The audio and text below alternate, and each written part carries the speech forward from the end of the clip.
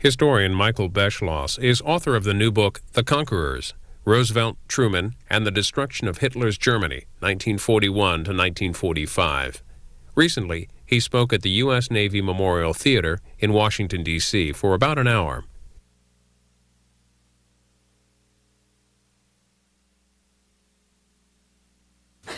It's my pleasure tonight to introduce officially our speaker, although, Tom, I should have just said, let's move on to the headline.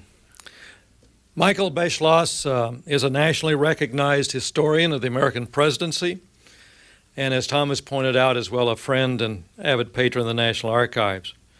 He's a familiar figure, particularly in our presidential libraries, where he's done research for 6 previous books in regard to the presidency.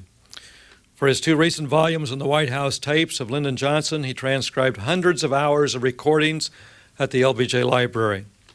His books on the presidents reveal their greatness and their weaknesses, in their own words and those of their closest associates. They also highlight the richness of the documentary sources and demonstrate that the writing and perception of history is not static. As records are released and declassified, or simply brought to light after being long forgotten, gaps in our knowledge are filled and familiar stories become new again. Michael combed through newly released American, Soviet, and British records to produce the book that Sam pointed out that we'll hear about tonight, The Conquerors. Records at the National Archives, notably those, of course, at the Roosevelt Library and the Truman Library, figure prominently in this examination of the Allied leadership during World War II. I've had the honor, as has Tom and others, to work with Michael in conjunction with the Foundation, and on whose board, as we're likewise myself, are very proud to have for the last 2 years. I appreciate very much your support, your commitment to our effort, and extend my welcome as well to everyone for attending tonight. Michael Beschloss is also a trustee of the White House Historical Association, the Thomas Jefferson Foundation, and the University of Virginia's Miller Center of Public Affairs. And he may be familiar to a lot of you, as he is with us, the regular commentator on the ABC News and PBS's NewsHour with Jim Lehrer. Ladies and gentlemen, Michael Beschloss.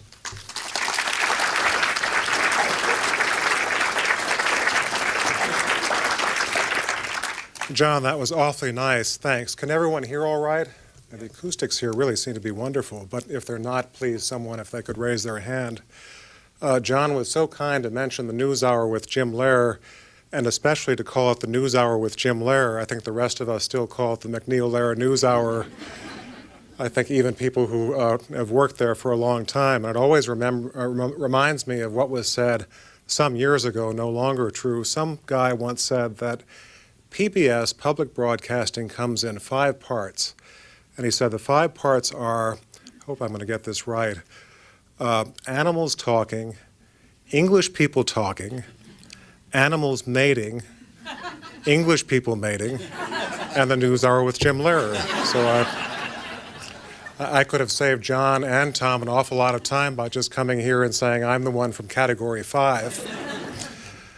John and Tom talked about the National Archives, and I need not tell anyone here, I'm sure, what a national treasure they are, having spent many summers and many winters in them since I was about 17 years old.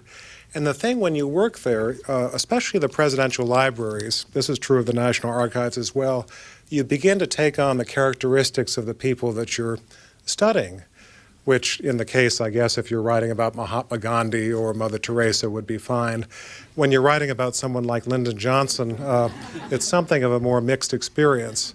You can take on the guy's qualities, and as I was doing those 2 books on the Johnson tapes that John was kind enough to mention, I'd hear these stories and worry that I would become a living incarnation of Lyndon Johnson, and the one that really did it for me was, true story, Johnson was about to give a speech and asked one of his speechwriters to do the text of the speech, and the speechwriter brought in the text, and it began with a big quotation from Aristotle, as Aristotle said.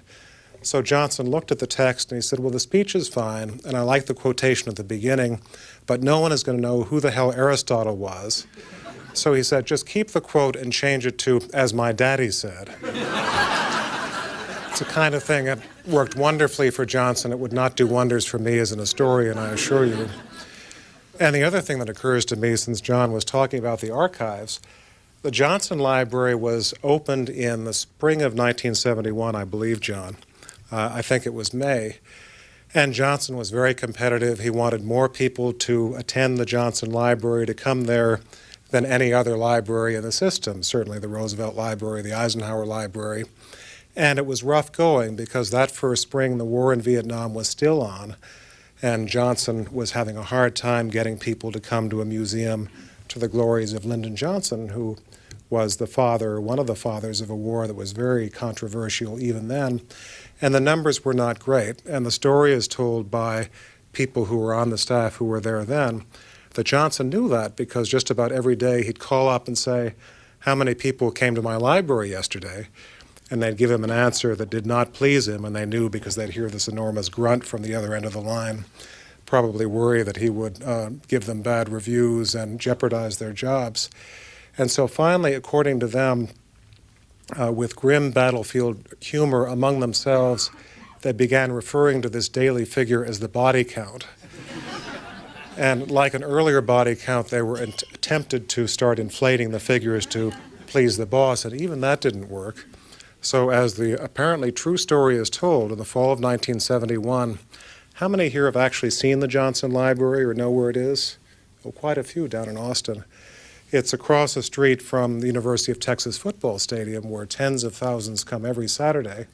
Lyndon got an idea, and the idea was this. He called up apparently the guy who makes announcements at halftime during those well-attended football games and said, make an announcement at halftime saying, anyone who wants to take a leak or get some cool water can do it at the Johnson Library across the street. And apparently thousands of people flowed through the front doors. And by the end of 1971, the Johnson Library was the best attended presidential library in the system. And I know that John is going to correct me if I'm wrong, but I think it is pretty near maybe the third best attended presidential library in the system. It's still doing extremely well. And so the point I'm making is that when you study presidents and when you study historical figures, you learn what they did right, and you also learn, in some cases, what they did wrong. The book I'm here to talk about tonight, as John and Tom mentioned, is a book called The Conquerors. The subtitle is Roosevelt, Truman, and the Destruction of Hitler's Germany, 1941 to 1945, which, as I've suggested, I spent an awful time, sometimes awfully long time as well, in the National Archives and the Presidential Library system researching. And it just gives you an idea of the treasures that we've got here. If I listed them, it would just take all night, but just a couple of the collections I used, the captured documents that our armies brought back from Germany after VE Day in World War II. And another is the Venona transcripts that were released of intercepted communications between Soviet agents in Moscow and Soviet agents in the United States that our signals intelligence had intercepted during World War II and finally were released a few years ago. And the most interesting collection I found, and that I really used a lot of, is something that is called the Henry Morgenthau Diary. And the Henry Morgenthau Diary is probably a pretty deceptive word for this because it sounds like someone just sort of jotting into a diary every night. And what this was Henry Morgenthau, who was FDR's Secretary of the Treasury, 12 years, was there in that job almost for the entire Roosevelt administration, Roosevelt's closest friend in government. He not only would dictate very exact accounts of what FDR had told him and what he told Roosevelt, but he actually had what I think is probably the first presidential recording system. And what he apparently had, this is still a little bit fuzzy, we don't know all the details, but he apparently had a system that would record on big plastic platters, which is what you did in those days. And the recorder went to a microphone that was in his office, and it was also on his telephone line. And the result was that almost all the important conversations that Morgenthau had all the way through the New Deal and all the way through World War II were recorded, and they were transcribed. The original recordings apparently have vanished. I think they were probably destroyed. but we've got exact transcripts of what all these people told one another in the 1930s and the 1940s. I used them a lot to write this book, and the result is that you can write about FDR and Truman and the people around them almost as exactly as you can about Lyndon Johnson from these tapes that LBJ made of his conversations, and that is only because the National Archives has been such a good steward of this collection and has preserved it so that people like me can use it. One thing I should also say about that, some people in Washington knew that Morgenthau had this, he thought, secret recording system. Joe Kennedy, the father of President Kennedy, who was also a New Dealer, thought that it wasn't a recording system, but just a woman was listening in on the telephone line, transcribing the conversation. So Kennedy got an idea. He didn't want his conversation transcribed, and this was, he thought, a very prissy woman who was listening in. So he would say, "Hello, Henry," when he called Morgenthau. And then there would be this huge burst of profanity, as lurid as possible, with the idea that when this prissy lady heard the way that Joe Kennedy talked, she would immediately hang up and the conversation would go unrecorded for history. Little did Kennedy know that it was actually a machine which captured every word. What the book is about is, I think, one of the best things that the United States has ever done, and that is this. If we were meeting in 1945 at the end of World War II, even after our victory, there was a Gallup poll of Americans, and the question was, even though we have won the war, do you think there will be another world war waged by Germany, and do you think there will be some future version of Adolf Hitler? And despite the fact that we had won the war, a vast majority of Americans said yes. There was a feeling at that time that Germans were by nature warlike. They had caused 3 wars during the lifetime of many people then living, Franco-Prussian War and 2 world wars. And many people thought that it was almost in the German bloodstream that this was going to happen again, and that as Americans, we had to expect that even though we went through that sacrifice in World War II, this would be a dark specter in our future. And what the book is about is how FDR and how Harry Truman at the end of World War II fought World War II in a way that 50 or 60 years later, it's the last thing that we have to worry about. Germany has its ups and downs, but Germany today is peaceful and democratic. We have all sorts of worries in the world, but one of them, thank God, is the worry that we Americans might have to one day fight Germany once again, led by some future version of an Adolf Hitler. And the book begins in July of 1944, and it begins with a scene. Adolf Hitler had a retreat that was called the Wolf's Lair, appropriately enough. The Wolf's Lair was in East Prussia, which is now Poland, and Hitler went there oftentimes during the summer. It was very hot. And what the scene shows is this. Hitler was there July of 1944. He was meeting with a lot of the people who worked for him. They were telling him that the war was not going well for the Germans. D-Day had happened 6 weeks earlier. The Russians were advancing from the east. He was in a foul mood. What he did not know was that among the people who were briefing him in that hot room as he was mopping his forehead with a handkerchief was a young officer named Klaus von Stauffenberg. And Klaus von Stauffenberg was 37 years old. He was a Bavarian nobleman. He had fought in Tunisia. And when he was fighting in Tunisia, fighting the Allies, an Allied landmine went off, blew off 7 of his fingers, blew out his eye. So this was someone with 1 eye, only 3 fingers. But in the wake of that, he began hearing about Nazi brutality, especially in Russia, and he began to think that Hitler is a horrible thing for Germany and something must be done. And the something he thought must be done is for Hitler to be killed. And in 1944, there was a very loose conspiracy of people for all sorts of reasons to try to murder Adolf Hitler. All sorts of reasons. Some of them wanted future generations not to think that all Germans were Nazis. Some wanted to make a separate peace, maybe with the Americans or with the Russians. There were a few, not many, who were unhappy with Hitler's war against the Jews, and so they were motivated to join this conspiracy.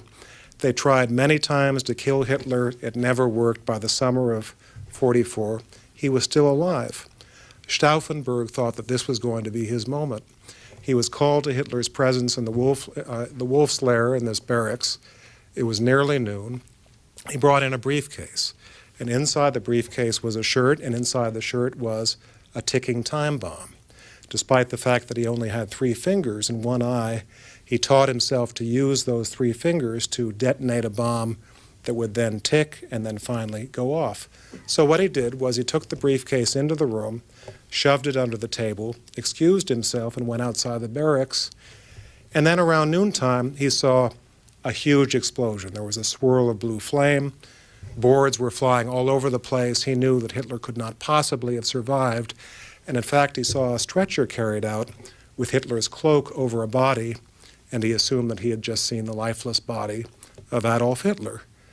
And so what he did was he had conspirators. He was whisked away to a getaway plane. He was flown to Berlin. He met with other chief plotters at military headquarters and said, Hitler has been assassinated. Now is the time for us to declare the coup and declare a new German government. And some of the plotters said, well, we have other information that Hitler is not dead. And he said, absolutely, Hitler is dead. I saw his body carried out of the room. There's no way he's alive. By then, there was news from the Wolf's Lair that Hitler actually had survived. And the reason he had survived was the ticking time bomb in that briefcase went off, but the briefcase had been shoved to the other side of a big oak support, which protected Hitler from the bomb going off. So his hair was singed, he was burned, but he was still alive. Very quickly, the plotters were discovered, and Hitler said, show them no mercy, they should be executed immediately. And as far as Stauffenberg was concerned, not only should Stauffenberg be killed, he said, but every single member of his family, down to the last one. And there was a scene that very night at military headquarters on Bendler Street in Berlin, a building that still stands, where Stauffenberg was executed by a firing squad, and the last words out of his mouth were, long live our eternal Germany. In other words, the Germany that lived before Adolf Hitler.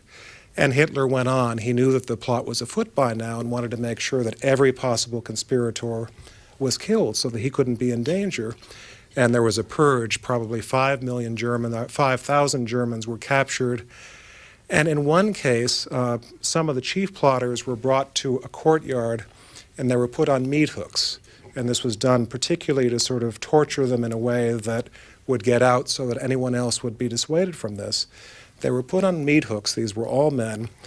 They wore trousers that had no belts, so that as they were writhing in their death agony, the trousers would drop off so they would not even have the dignity of being clothed as they died. And not only this, Hitler decreed that a motion picture of this thing be made and flown to him, which it was. And he and Joseph Goebbels, his chief propagandist, watched this movie, apparently, the people squirming on the meat hooks. Even Goebbels, who was known to be quite cold-blooded, couldn't stand it and apparently had to close his eyes to keep from passing out. But that was the summer of 1944, and that's the beginning of the book. And switch to Franklin Roosevelt. Franklin Roosevelt at that point was in San Diego to accept the Democratic nomination for the 4th time for president. He gets the news that there was a plot against Hitler. Then he hears that the plot has failed. And so I began, when I was studying all this, what was Roosevelt's reaction? Early on, I thought Roosevelt was probably delighted because there was a good chance that Hitler might have been killed, or at least that there might be a plot that would end the Nazi regime. And if that happened, that regime might have gone to the Americans and the British and said, let's end the war early, let's spare humanity more suffering and see if we can come to an agreement. We'll sue for peace. And as I got more and more into it, I found that actually in secret, Roosevelt would have had exactly the opposite response. And the reason for that was this. Roosevelt, very early in World War II, decided that if we Americans fought the Germans and we fought with the British, we would not do what we did in World War I, which was to fight the war and then finally come to a deal with the Germans to stop the fighting and not occupying the country in the big way. Roosevelt felt that that was the mistake that we made at the end of World War I. Instead, what he wanted to do in World War II was fight the war to absolute unconditional surrender, no matter if there was a group who said, we've killed Hitler and we want to sue for peace, no matter if there was some group in the German government that said, the killing has gone on too long, let's see if we can stop this and arrive at some kind of government in Berlin that you Americans will be happy with. And the depth of Roosevelt's feeling about this, it went very deep, things that I had not even known about before. Roosevelt, for instance, said, I was talking earlier about the fact that many Americans thought that Germans just loved war and were destined to make war over and over again. Roosevelt agreed. He thought it was somehow in the German genes. He once said in private at one point, I think this war fever is so deep in the Germans that we may have to castrate the German men after the war so they won't keep on reproducing people who cause humanity all this suffering. I don't think he was speaking literally, but it shows you how deep that went. At Tehran, when he met with Joseph Stalin and Winston Churchill, 1943, they were talking about how do we keep Germany after World War II from doing it to everyone again. And Stalin, not exactly the most humane guy on earth, he had a suggestion. He said, well, my first suggestion is let's just kill 50,000 German military officers. If you just remove all these people, maybe there will be no war fever ever again. For Stalin, 50,000 was a very small number given the number of people he had purged within the Soviet Union. And then he said, well, 50,000 is not enough. Let's kill 100,000 in cold blood. Franklin Roosevelt, who wanted to get along with Stalin at that point and also felt very similarly about the Germans, said, well, I think 50,000 is too much. Let's make it 49,500.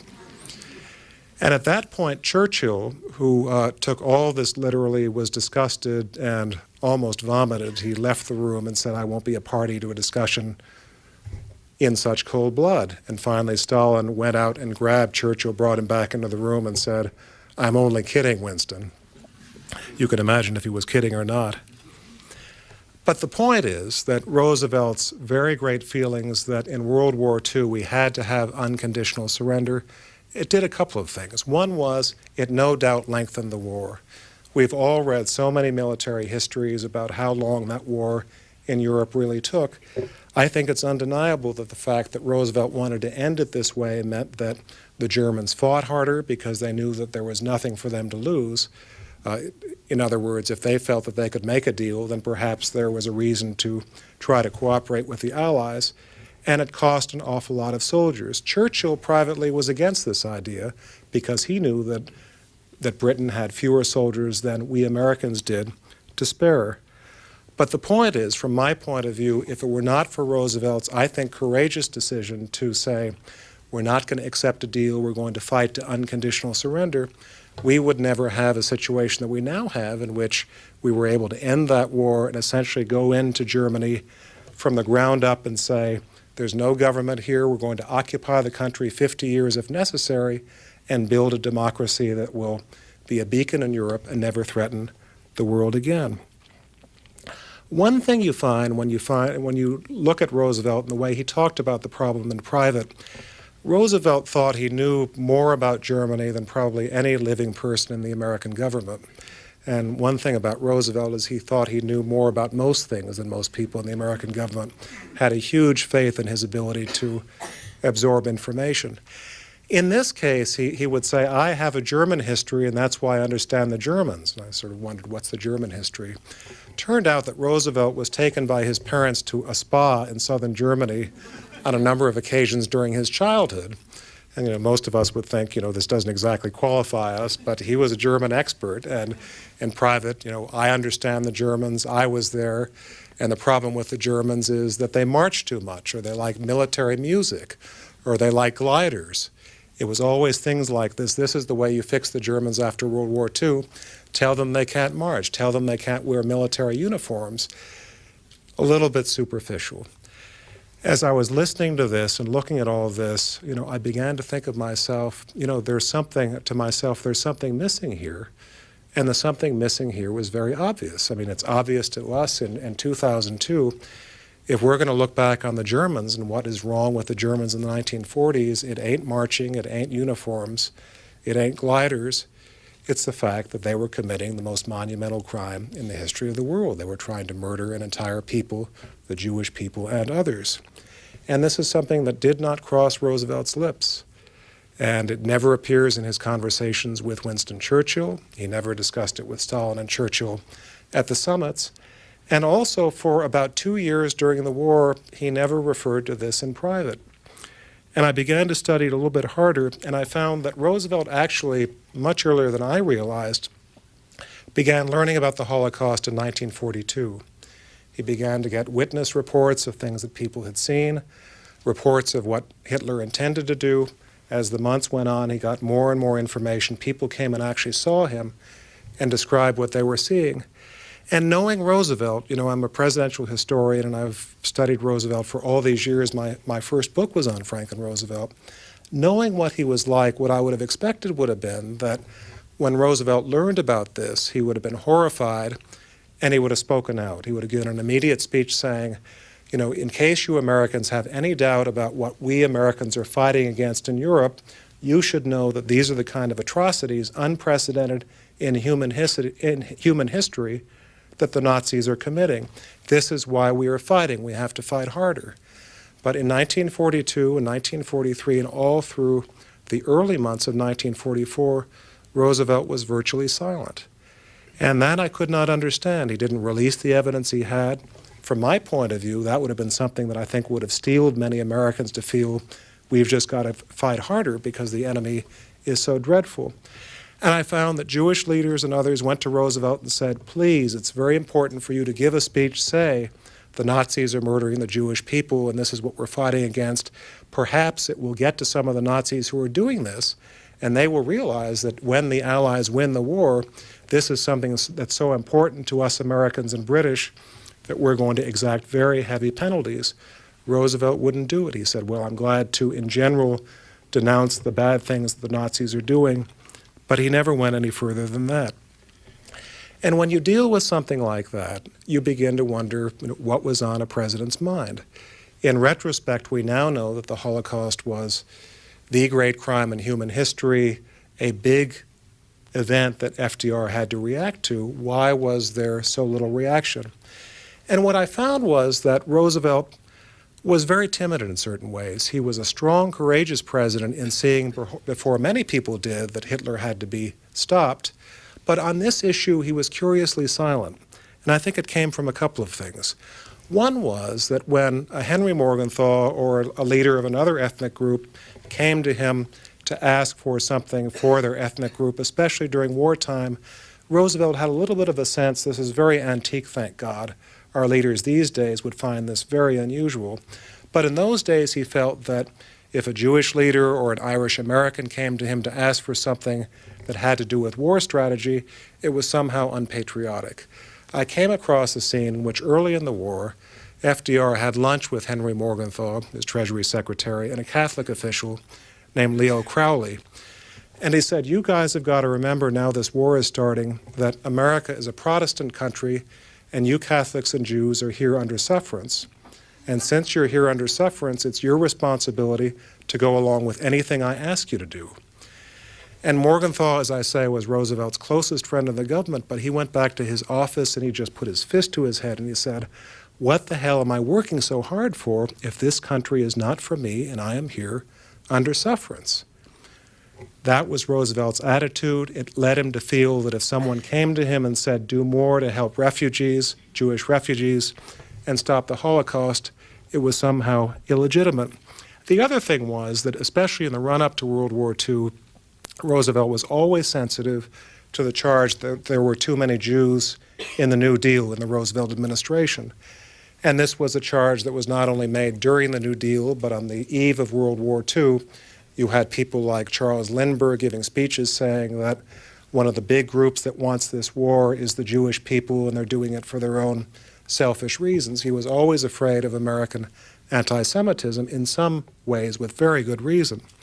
One thing he once said to a crony in private, he said, I think that if a demagogue like Huey Long were ever to take up American anti-Semitism in this country, he said, I think there would be more blood flowing through the streets of New York City than there is today in Berlin. That's how strong Roosevelt thought that that danger was.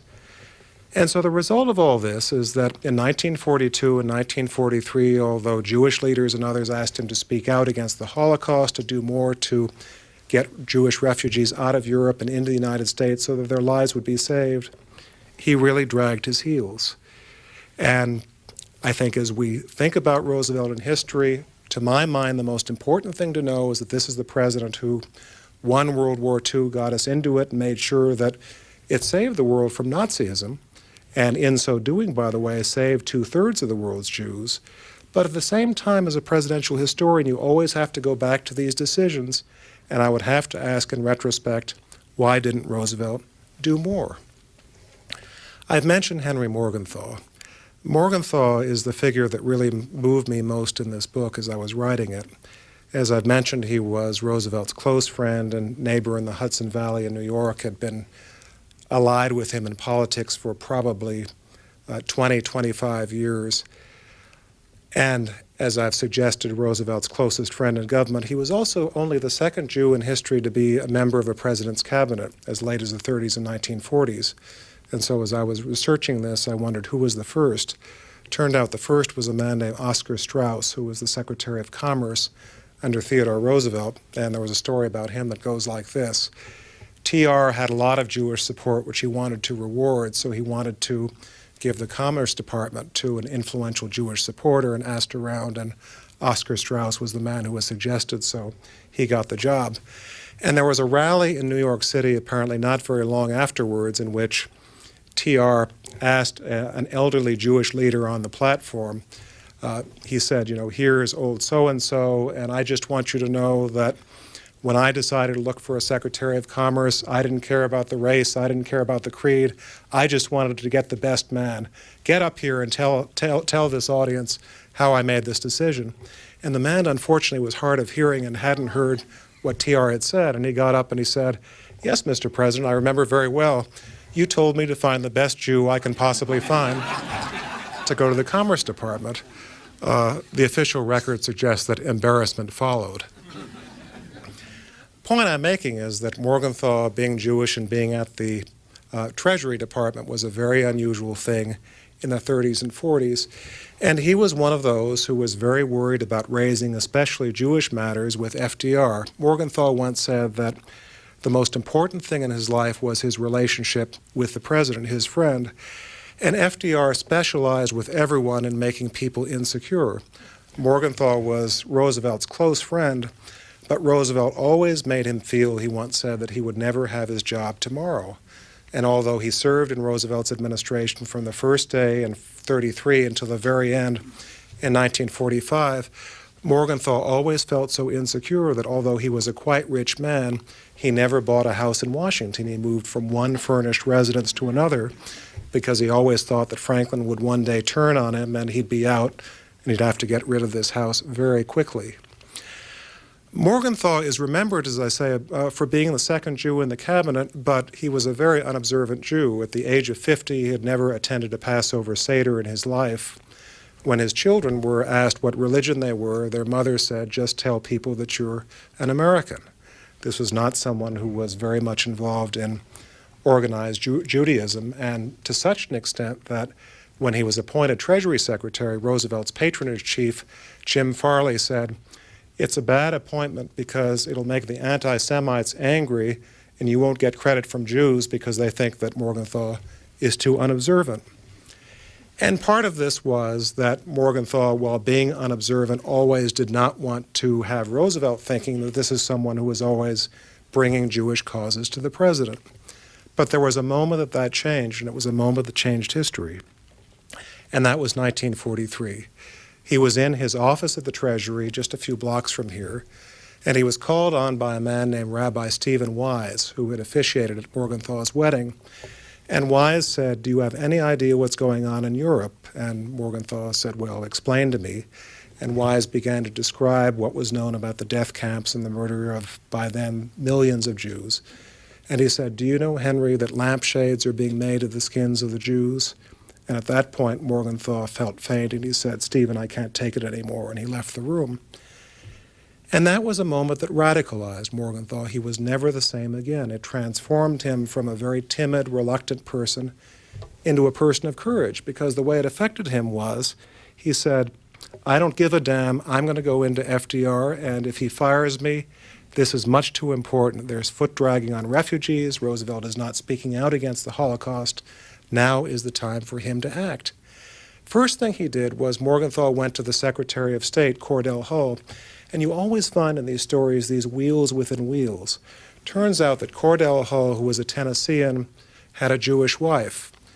And this was something that was almost not known by anyone because Hull for years had presidential ambitions. And in the 1930s and the 1940s, it was thought to have a Jewish wife would kill your chances. So this was something that was very much hushed up. But Morgenthau knew it, and he went to Hull and said, people in your State Department are keeping Jews from getting out of Europe and coming into the United States to be saved. You've got to do something. And Hull said, well, there's not much I can do. And Morgenthau, who was a polite man, decided to drop the politeness. And he said, Cordell, don't you realize that if the Nazis came to America, you'd be one of the first to be put into a prison camp, and your wife would be sent to a death camp? Even that had very little influence on Hull. So the result was that Morgenthau, in the supreme moment, I think, of his life, January 1944, went to Roosevelt, and he was carrying a document which sits right in the National Archives a few blocks from here. And what's the title of the document? The document is called Report to the President on the Acquiescence of This Government in the Murder of the Jews. It's the kind of thing that Morgenthau would never have dreamt of even endorsing, let alone taking into the Oval Office just a few months ago, but he had been so radicalized that he took this document into the Oval Office and he said to FDR, this is what's going on and this has got to stop. You've got to do something about this. You can't be so quiet anymore. And if you don't, you're in a very great risk of having a political scandal, especially in election year 1944, where people are going to say, this is going on in Europe, and not only have you done very little to stop it directly, but people in your State Department are even aiding those who are stopping the flow of refugees. In my line of work, we always look for figures in history who take a risk. And these days, I think oftentimes we feel that we find them too seldom because, you know, in the year 2002, everyone has his political or her political consultants and polls. Everyone is told not to do the stupid thing. Don't do something that's going to jeopardize your job. But when you find something like Henry Morgenthau being willing to jeopardize what was at the absolute center of his life, which was this cherished relationship, almost an older brother-like relationship that FDR had with him, he threw the dice and he confronted the president. And it had an effect because within weeks, there was a war refugee board to begin trying to bring Jews out of Germany in a big way. And also Roosevelt finally gave, in March of 1944, the first statement he ever gave saying that the Nazis are involved in the worst crime in human history, the systematic murder of the Jews. Another thing that came up at about the same time was there were a number of people who were looking for other ways to stop the Holocaust. And one suggestion was that you bomb Auschwitz, you bomb some of the other death camps, perhaps also the rail lines, with the idea that you'd probably end up killing the people who were there, but at least you'd stop the means by which they are being killed. And given what we knew from history before I did the work on this book, the feeling was that that suggestion was made a lot to people in the White House, and it never got up to the president. It went to as high as an assistant secretary of war named John McCloy, who turned it down flat, who said, you know, we are trying to fight a war, and I'm not going to use the Pentagon in any way that is not deliberately for the winning of the war. What I discovered, and this is one of the wonderful things about writing history, you sometimes find a document that's just, you know, we call them eureka documents, one document that stands everything that we knew on its ear. Turns out that about 3 years before McCloy died, he gave an interview to someone in which he finally fessed up. He said, well, it turns out actually this decision went beyond me. I actually did go to see FDR to ask him whether he wanted to bomb Auschwitz. And the president turned down the idea flat, said, I think it'll just kill a lot of people and it's not going to do very much good.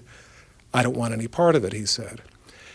And this shows us something that's good and something that's bad, and this is what history is like. The good thing is, I think one of the biggest decisions in history to face a president was, do you bomb the death camps in 1944, and was there a chance to stop the Holocaust?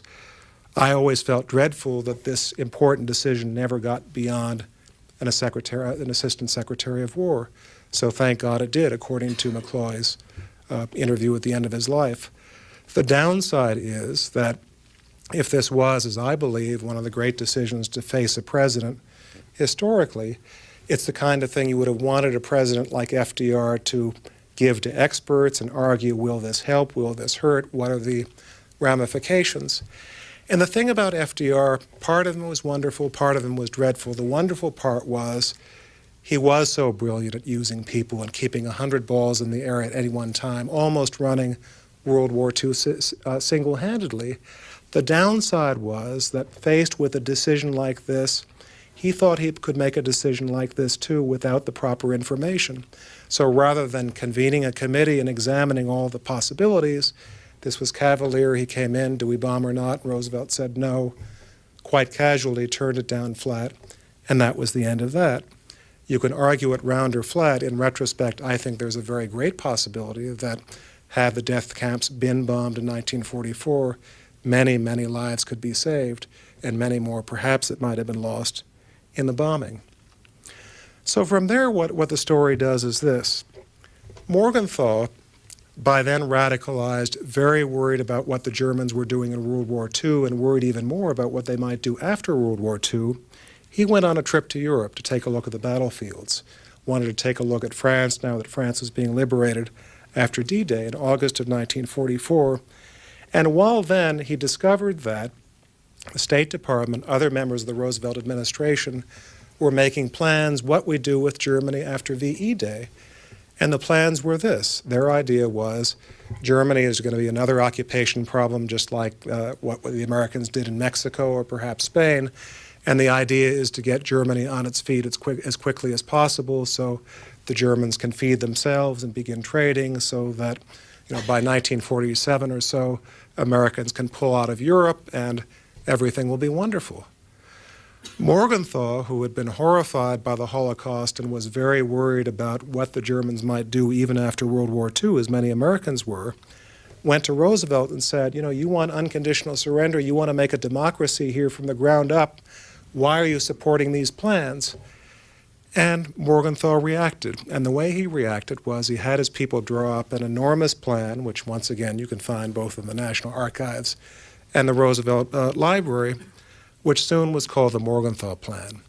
And what the Morgenthau Plan was, essentially, when we defeat the Germans after VE Day, destroy German industry, flood the coal mines, reduce Germany to the level of a basic agricultural state that can't make war, let the Germans stew in their own juice, suffer so that they will always remember that they lost this war. They'll never want to make war again.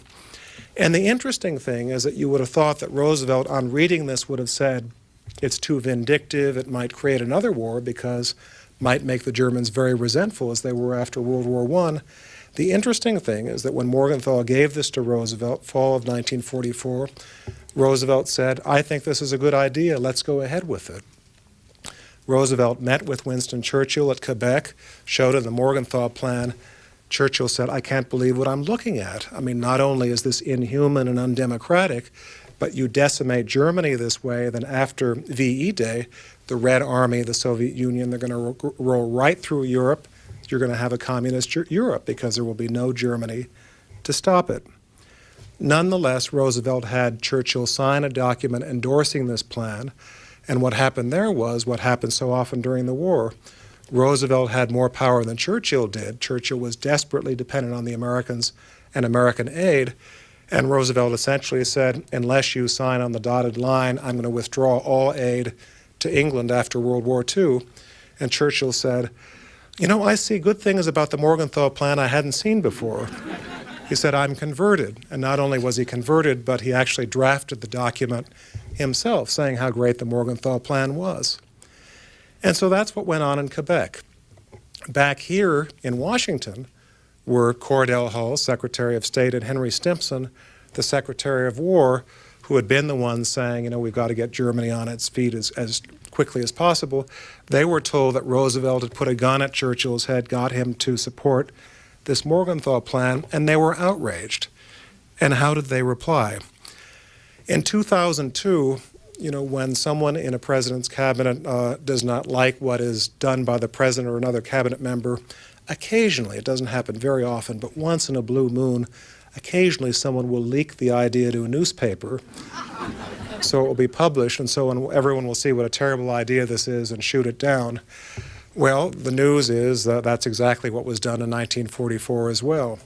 Hull and Stimson leaked this to the press. It appeared very quickly, and the public immediately knew what Roosevelt and Churchill had done secretly at Quebec.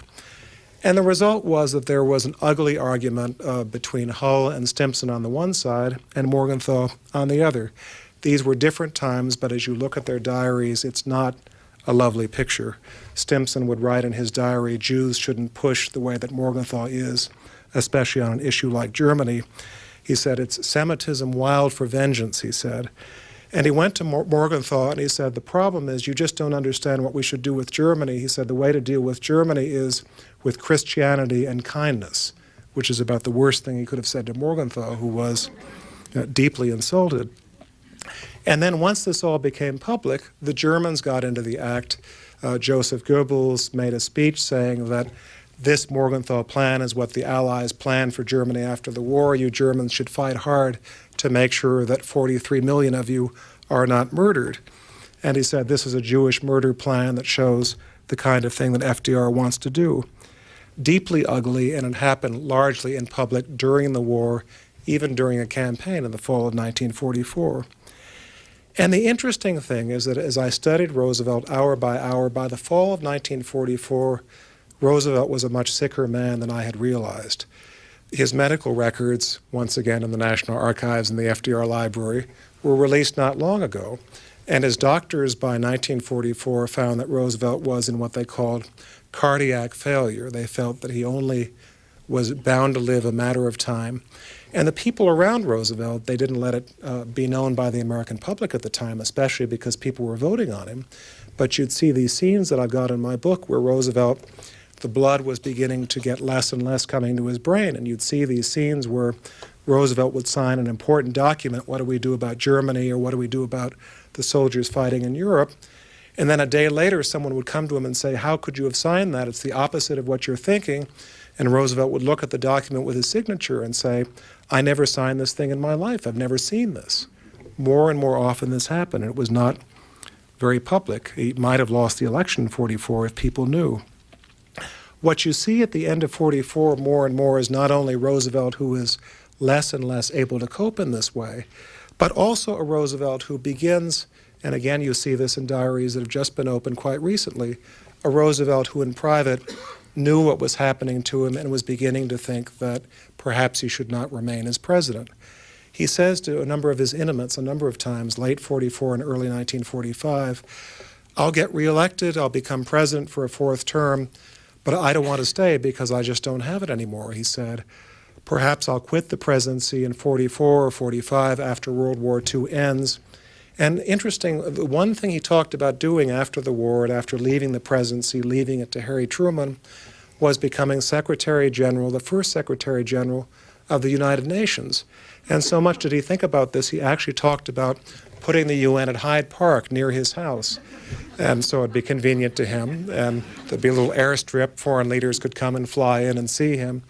And that's the way he saw his retirement. Of course, that didn't happen because his illness was much more advanced than he realized, and he died abruptly in April 1945, and did so, I've got a scene in the book, the day after his final dinner, which he spent with Henry Morgenthau. They ate dinner and argued the whole time about what you do about Germany after World War II. April 12, 1945, we were about 3 weeks away from VE Day, and even then, Roosevelt had not yet decided. So Roosevelt is dead, and into the vacuum comes Harry Truman, a president who had had very little training in foreign policy. Roosevelt had barely spoken to him. They had been together in Washington maybe about 3 days of Truman's vice presidency.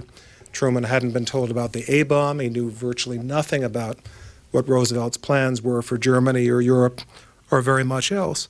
And so you have these scenes of Truman in the basement of the White House reading his eyes out millions of pages of documents to try to find the secret of what Roosevelt wanted. And the fact is, of course, it was in no document. It was really in Roosevelt's head. And so Truman had to very quickly improvise. What Truman knew he wanted was not Morgenthau or Morgenthau's plan. And so often in history you find that great historical events turn on petty animosities.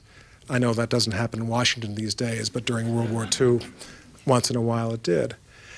And the key to Truman's attitude toward Morgenthau was as follows. Truman was elected senator from Missouri in 1934, as many of you know, as an icon of the Tom Pendergast machine of Kansas City. Many people thought that he was sort of a corrupt figure that had been sent here by this party boss, Democratic boss, in Kansas City. Truman was super sensitive. Every time someone was not as friendly to him as he thought that he should be treated, he thought they're treating me badly because they think that I'm sort of below the salt. I'm the slightly sleazy figure that they don't want to have anything to do with. And what happened was Truman went to call on the Treasury Secretary in 1935, Henry Morgenthau, and he was told that Morgenthau was not in. And from that day onward, he assumed that Morgenthau was in, but assumed that Truman was such a dirty figure that Morgenthau did not want to shake hands with him. Morgenthau had no idea of this, but when Truman became president, it was not great news for Morgenthau because you had a new president who had been disposed against him from that day in 1935. And so very quickly what happened was Truman decided to turn against Morgenthau and his plan. He fired Morgenthau and essentially sided with Stimson, went to Potsdam, and carried out a plan to make Germany a democracy. At the same time, you're always trying to get into these people's heads. Truman made a lot of decisions that were the decisions of what I think is a very great president, especially that, given the fact that this was someone who was so badly prepared. At the same time, you find these things about people that show how complex they were. For instance, Truman in April 1945, just a few days after he was president, you look at the newspapers, and on the front page of the newspapers are Buchenwald and Belsen. The death camps are opening. For the first time, Americans actually saw pictures of the inmates being released. And if you go into the records of that time, even many American anti-Semites, when they saw these pictures, they would say, how could I have said such things or thought such things? Look at how this people has suffered. I mean, it changed a lot of American opinion. But you look at Harry Truman's diaries, and this is something I just cannot explain. Even though he was seeing the same pictures, you'll see things in his diaries where he's saying things like, the Jews think that they're God's chosen people. I think God had better judgment. And other ethnic epithets. He assures Henry Stimson that neither Morgenthau nor any of those Jew boys will go to Potsdam to meet with Churchill and Stalin. And it's horrible, but it's also what makes these guys so interesting, because this is the same president that later on went on to recognize the state of Israel in 1948. And you wonder how someone could have, during the day, made decisions that were so humane, and sometimes at night written things into his diary that were almost like Dr. Jekyll and Mr. Hyde. So the denouement was this. You went through this war, we won the war in 1945. By then, Germany was not the danger that it had been before because, as Roosevelt had no reason to expect during the war, in 1945, Harry Truman had something that was a permanent check against a Germany that tried to make trouble, and that was the atomic bomb. By 1945 in Potsdam, the great worry was no longer Germany, but the Soviet Union. And so what we Americans did in post-war Germany was to use that blank slate that Franklin Roosevelt had offered us, unconditional surrender, to occupy Germany and try to create a democracy. And one quote I've got in the book that says it, I think, just perfectly. Dwight Eisenhower, who was the first military governor of Germany after we Allies invaded and occupied, liberated, he was talking to his staff, October of 1945 in Frankfurt, and he said, you guys think that World War II has been successful. We don't know that yet. He said, the test of whether World War II in Europe was successful, it's not today, it's not 10 years from now, it's going to be 50 years from now. He said, if in 1995 Germany is a peaceful democracy, then we will have succeeded. And you advance the clock 50 years, he got it almost right on the nose. Germany was unified in 1990. It's a country with an awful lot of shortcomings, but we have our soldiers, we have Franklin Roosevelt, we have Harry Truman to thank for coming up with that strategy through all sorts of twists and turns and shortcomings that I write about in the book. But we have them more than any other American to thank for the fact that we, in this day and age, not only have a Germany that's a democracy, but a Europe that's turning into that direction as well. And I close the book with a scene. I make the point that leaders who are fighting wars, oftentimes when they get discouraged, they think about what would happen if you lose the war. And this was true of FDR and Truman, even though these were pretty self-confident people. Roosevelt, for instance, when he met with Churchill at Quebec in 1944, they had a chat about what Hitler might have done had he invaded London and succeeded in 1940. And Harry Truman, when in 1945 he went through the ruins of defeated Berlin, he began to think, what would Hitler have done to Washington and to the United States if Hitler had won World War II? And it's a fascinating game for an historian to play, and I write about it at the end of the book. What would America be like if Hitler had won? I mean, it would be a land of utterly unspeakable cruelty, needless to say. You can imagine what Washington would look like, the Capitol, the White House, the Washington Monument probably would have swastikas. It certainly would be bereft of synagogues or Jews. Probably the Nazis would have had Roosevelt's house at Hyde Park and Truman's house at Independence, Missouri, demolished to make sure that these would not be rallying points for people who would oppose Nazi domination of America. It's a fascinating game to play, a horrible game, what this country had been like if things had gone the other way. And another way to think about it, as I write in the book, is what were Hitler's plans if he had won the war? What would Germany have looked like? And we actually know because some of his people wrote about this, and in some of the documents that once again are here in the National Archives, some of the captured German documents. And we know that had Hitler won the war, he planned to remake Berlin, basically level it, and remake it into a city called Germania, with enormous halls that were probably 100 times the size of the American Capitol, buildings that looked sort of like the Cecil B. DeMille pageant of an Oriental despot. For instance, there was a long hallway so that if you were a chief of state come to call on Hitler, you'd have to hike for about a half a mile so that you'd be out of breath by the time you were admitted to the Fuhrer's presence. It would have been horrible and absolutely banal because what Germania, Berlin, would have looked like would have been sort of a bad version of a bad architectural student working out of a textbook. But the wonderful thing is you begin to think how Germany and how Berlin today look so much different from what Hitler intended, and it really makes the point of how much we were able to do when we won this war. And any of you who have been to Berlin recently, you look at that architecture, it's of all kinds. There are kids walking around with purple spiked hair and rings through their cheeks. It's exactly what Hitler would have absolutely detested. And Hitler wanted World War II memorials in Berlin, and there are, but the wonderful thing is, thanks to the fact that we won the war, the memorials are not to Himmler, and they're not to Goebbels, and they're not to Hitler, but the memorials that are there are to the people who actually tried to kill Hitler and tried to build a democracy.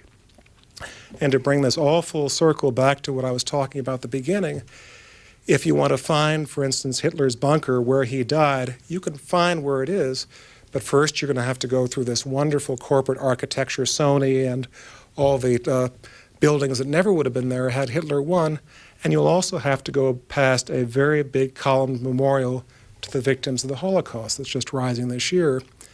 And the other thing is that if you want to go to Hitler's military headquarters, there it is, the headquarters where Stauffenberg was murdered on that night of the day that he tried to kill Hitler in July of 1944. But the wonderful thing is that it's no longer military headquarters. It's now been turned into a museum to honor the conspirators who tried to kill Hitler. And it was on Bendler Street. The street is not any longer called Bendler. The street nowadays is called Stauffenberg Street. Thank you very much.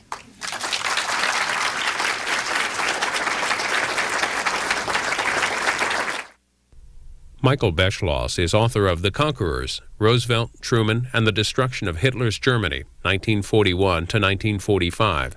It's published by Simon & Schuster.